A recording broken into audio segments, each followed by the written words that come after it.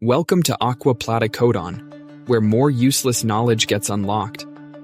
A lot of people worry about AI replacing human thinking.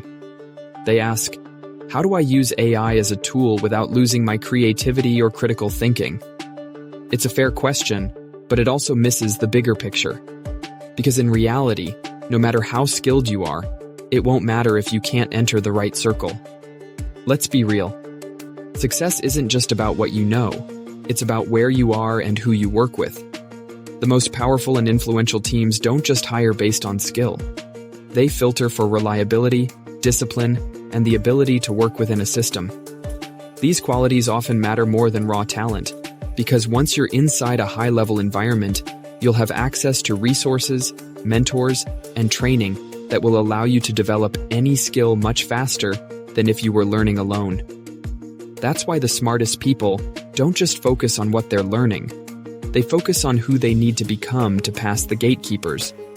Being a good student, following the system, and playing by the rules isn't necessarily about gaining knowledge. It's about proving you can function within the structure of elite circles. And once you get inside, learning new skills is the easy part. So instead of asking, which skill should I learn to stay ahead of AI?